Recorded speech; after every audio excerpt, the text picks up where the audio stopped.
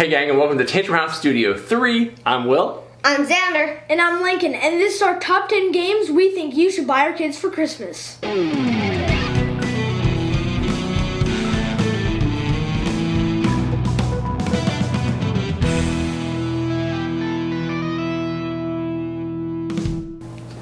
Thank you guys for joining us. I am excited today because these two have put together their top 10 recommendations for board games from 2021. These are all games that we had an opportunity to play this year. I think the vast majority of them were published this year. There might be one or two old ones, maybe one or two new ones that aren't quite available yet, but this is a great lineup of games that I know these guys enjoy. Yes. They think you guys might enjoy.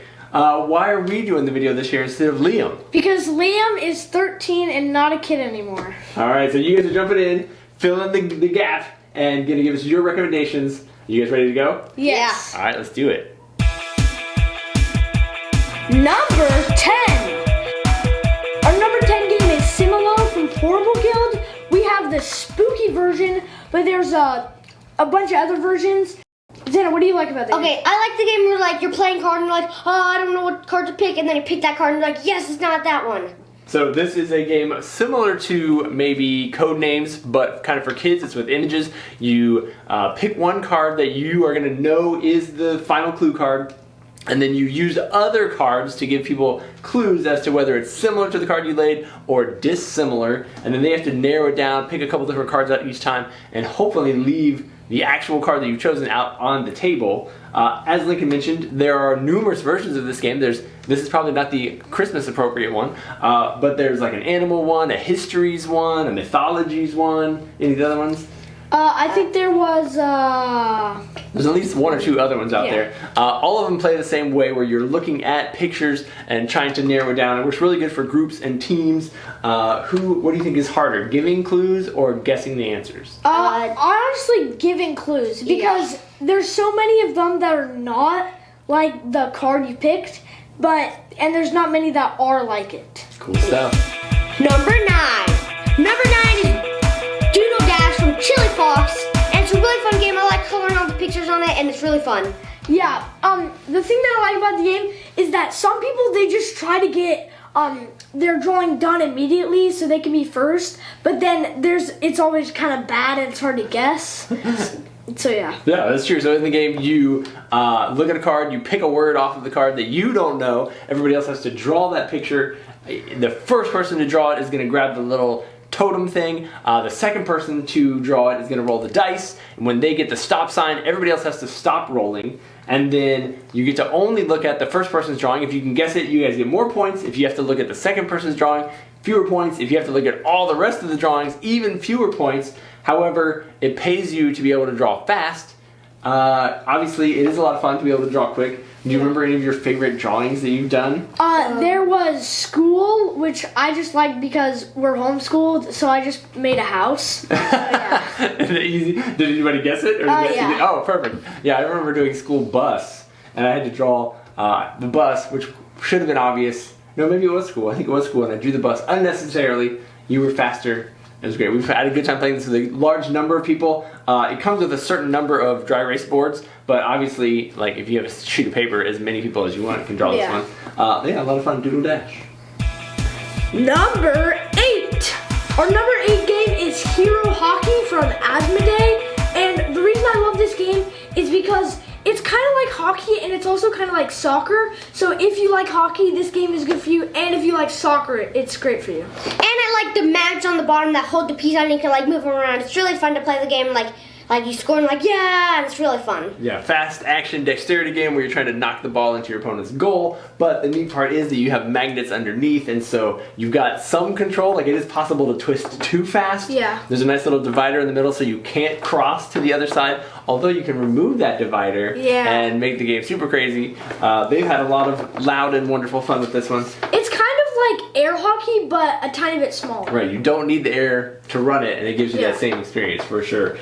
Who's the best at this among you guys and neighbors and friends? Probably Liam, because I'm not good at it. No? I'm the worst of all of them. Every single time I try to move it, and my guy just slides and goes into your own goal. And you lose a point for that, right? Yeah. Yeah, fun stuff. Hero Hockey. Number 7.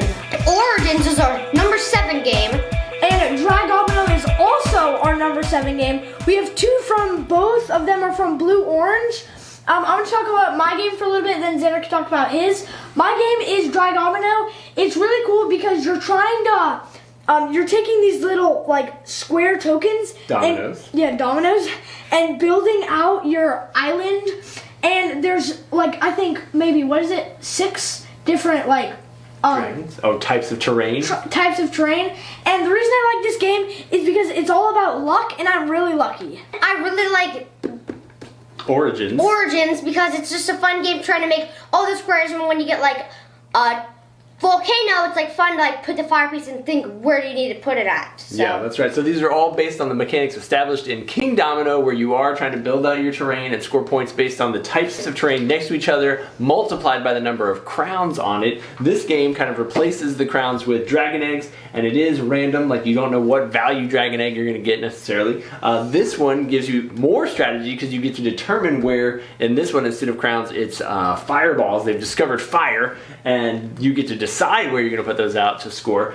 This one is actually a little bit lighter. I think Lincoln would love this one. He hasn't actually had a chance to play it yet. Me and Zander played it several times, and I think everybody else in the family, we realized today, oh, Lincoln didn't even try Origins yet.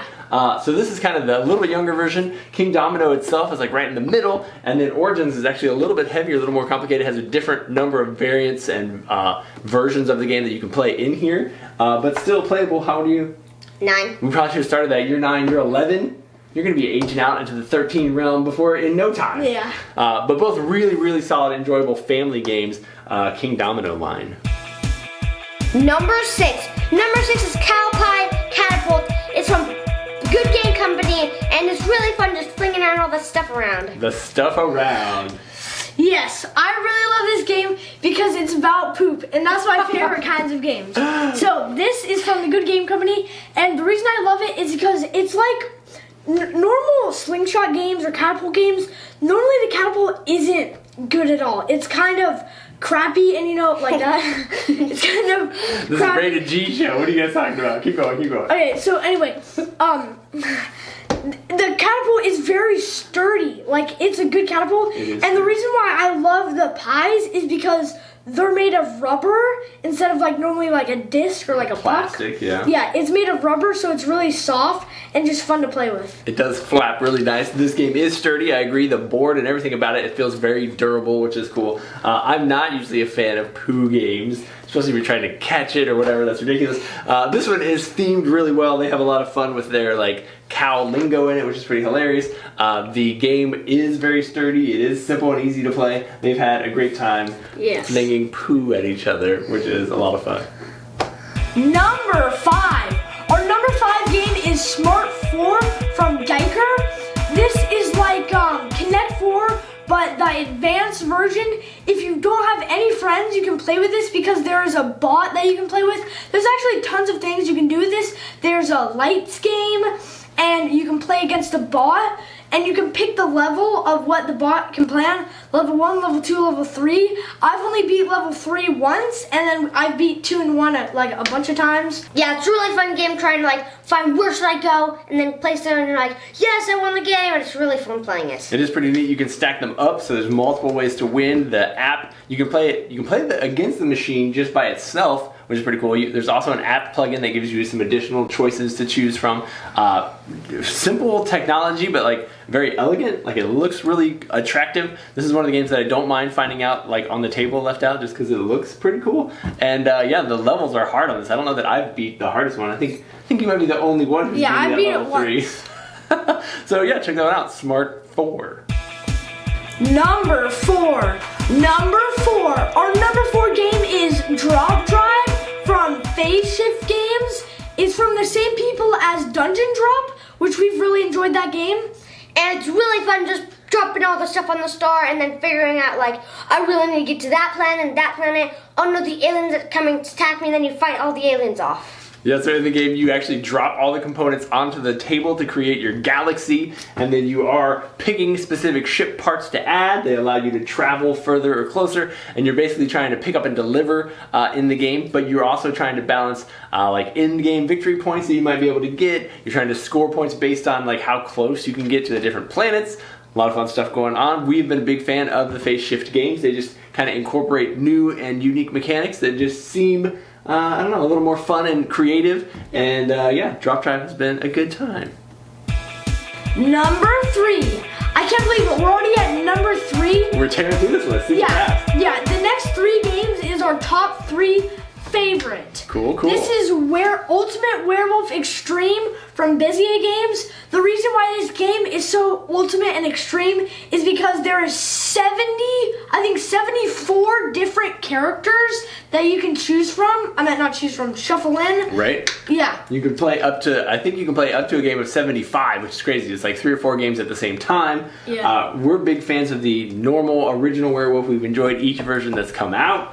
Tell us a little more, Zander. So it's really fun picking all the characters. There's like werewolf human, and you're like, and there's like the seer which can point at someone and they say yes or no, and the werewolf human is like, if he says yes, it means it's not him, but it is the werewolf. So it's really one of my favorite characters. It's either the bodyguard or the strongman. The strongman, if the werewolf points at him and kills him at night, he gets 2 lives because he's strong. So he dies the next night though. So he doesn't know that yet. Oh, interesting. Yeah. Yeah, there's a lot of new roles. There's brand new art on all the cards. They play these games a ton. Yes. Is this even like better than the previous versions? Is it just different? How do you compare it to the other versions of Werewolf? So normally the other versions are like one night, stuff like that. There's only one night. This is pretty much unlimited. So somebody's dead. It So could be like dead. 74 nights. 74 nights. That would be a super long game. Yes. Why do you guys think it's so fun to kill each other? Because I just love getting Zander out. Fun stuff. Werewolf, Ultimate Werewolf Extreme. Number 2. Our number 2 game is Happy Salmon for 3 to 8 players. This is the old one and they just made a new one. I like the new one better because the art style just looks cuter and more fun. I think it's literally just the same fish, but just cuter. Tell us how to play, Zander. How to Okay. play Happy Salmon. So your layers, you draw like 8 cards or something, and then there's 3 to 8 players, and then you say 3, 2, 1, and then you all try to get like, so you do like fist bump, and then someone has a fist bump to you, and then you can play that fist bump card down, and then you have to go until you have no cards left, and then you win the game. If you have a crazy family, this would be perfect for you. This is a really loud game and fun, but if you're a quiet family, you can play the quiet version where you cannot talk at all. I don't know if that's a variant we invented or other player. It's a great variant. Yeah, in the game, you're just trying to get rid of all your cards by doing matching actions with everybody else at the table. It is a great time, super fun. I'm usually out of breath and out of voice by the time I play a couple rounds of this. The original did come in the cool neoprene bag. They've replaced that. The makers of Exploding Kittens have republished the game, and yeah, in a much more cute little fun version game, small box versus the neoprene. Both same gameplay, lots and lots of fun. There's other versions too, and I don't know if they're available through which company, but there's like Funky Chicken, and this one shows up a lot on our top 10s because it is a blast to play. Yes. Number 1! Alright, we're down to the number 1 game on the list. This is the game that you guys have enjoyed the most out of this year. I think it's a great pick. Tell us what made you pick this game over all the others. I think the reason why we picked this is because this is the game that we played the most. Because if your favorite game you play the most, that should be the number 1. That seems fair. We played this as a family a bunch. We played it with friends and neighbors. We played it with adults and with kids. What is it? Secret Neighbor. Okay, tell us a little bit about it. Okay, Secret Neighbor is a game where you all have hidden roles, and there is normally, There's the neighbor. There's 2 neighbors if you play with like 3 people or something. There's 2 neighbors and one secret neighbor. The secret neighbor doesn't know who the neighbors are, but the neighbors know who the secret neighbor are and the other neighbor. So the reason why I love this game is because the main part about it is that you get cards. Everyone has cards, and you have a time limit where you can trade with anyone. And normally I try and get boxes, because boxes you can pick at other people's cards, shuffle them up, then look at them. Yep. So normally everyone's like, I'm a kid. And one time we played and they got all 3 neighbors. They did. That was a crazy round. In the game, you are trying to work together with the other kids, hopefully, to reveal who the neighbors are. It has some mechanics kind of similar to things that you found in Werewolf. This does have a much more kid-friendly theme. You're basically trying to get each of the 3 keys in order to be able to unlock the door and win the game. It's from Arcane Wonders, and it is super fun to play. We have enjoyed it a lot of times. Who is the best at this one? I don't know. You guys? One Yeah. of you? Maybe? Don't know? Also, a cool thing about it is that all the other cards are just a picture of it, but then there's 3 keys, which are the actual 3 keys in the game, and The they're video actually game? yeah, in the video game, and they're actually 3 like 3D keys, Yeah, plastic and they keys. look really cool. Yeah, fun components, fun artwork, some additional mechanics that you don't find in some of the other games that we've played. A lot of the fun of still like trying to figure out who it is and being sneaky. Yeah, lots of good stuff in the Secret Neighbor party game. Thank you guys for these great recommendations. Yes. If you liked any of the games that are on their list, or if you have suggestions based on these preferences that they might be interested in checking out, let us know, because we always enjoy trying out new games. Hopefully some of these games will be games that can make it into your Christmas stockings in just the next couple weeks. So Merry Christmas to you all. Happy New Year, all the holiday things. Enjoy. Thanks for tuning in. Thank you guys. Great list. I was impressed. Good stuff. Are you ready for a whole nother year of gaming next year? Yes. Yes. All right, let's do it. Secret neighbor. Great. What? Just like I thought you were going to jump in and describe. just 3 to 8 players, and it's really fun playing it. That's what you're gonna say. Number 8 is Hero Hockey from Wait, I'm Asthma Games. Asmodee. From You don't- Chili Fox. Number 9, Doodle Dash. Doodle Dash is from Chili Fox. Almost ready. Can I have We have to shoot the poop Or you could almost sit on at the cows to make them Slide poopy. this way.